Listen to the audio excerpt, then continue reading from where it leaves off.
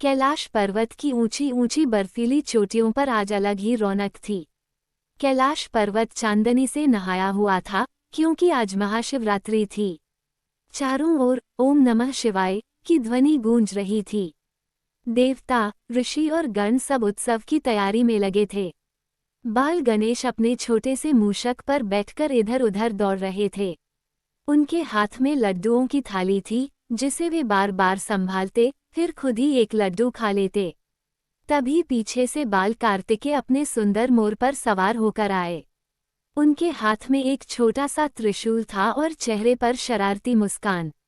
कार्तिकेय हंसकर बोले, भैया गणेश, आज तो महाशिवरात्रि है और आप अभी भी लड्डू ही खा रहे हैं।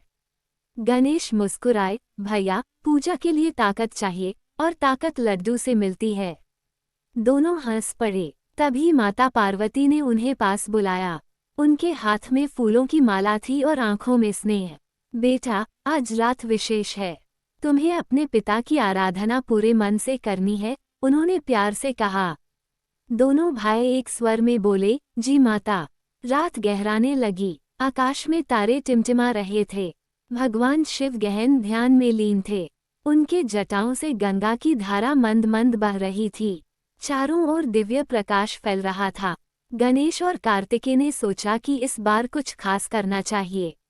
कार्तिकेय बोले, भैया, क्यों ना हम पिताजी के लिए भजन प्रतियोगिता रखें। जो अच्छा गाएगा उसे माता से आशीर्वाद मिलेगा। गणेश ने तुरंत हामी भर दी। सबसे पहले कार्तिकेय ने मधुर स्वर में ओम नमः शिवाय का गान किया। उनकी आवाज इतनी सुरीली थी कि पर्वत भी जैसे झूम उठा। मोर अपने पंख फैलाकर नृत्य करने लगा। अब बारी थी गणेश की। उन्होंने आंखें बंद की और भोलेपन से गाना शुरू किया। उनका स्वर भले ही थोड़ा भारी था, पर उसमें सच्ची भक्ति थी। गाते गाते वे भावुक हो गए। अचानक ठंडी हवा चली और पूजा के दीपक बुझने लगे। कार्तिकेय घबरा गए, अरे, दीपक बुझ गए तो पूजा अधूरी रह जाएगी। गणेश ने तुरंत अपने बड़े कानों से हवा रोकने की कोशिश की और हाथों से दीपक ढक लिए। कार्तिकेय ने अपनी शक्ति से अग्नि फिर से प्रज्वलित की। दोनों ने मिलकर दीपों को बचा लिया। तभी शिवजी ने धीरे धीरे अपनी आंखें खोलीं। उनके चेहरे पर प्रसन्नता थी। बेटा, तुम दोनों ने मिलकर भक्ति की ज्योति बचाई है। यही सच्ची पूजा है, एकता और प्रेम। पार्वती जी ने दोनों को गले से लगा लिया। आकाश से पुष्पों की वर्षा होने लगी। देवताओं ने शंख बजाए। गणेश ने मुस्कुराकर कहा, देखा भैया, लड्डू की ताकत काम आ गई। कार्तिकेय हंसते हुए बोले, और मेरी शक्ति भी।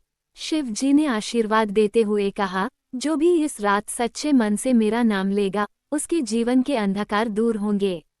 उस रात कैलाश पर्वत पर भक्ति, प्रेम और हंसी की ऐसी छटा बिखरी कि हर दिशा आनंद से भर गई।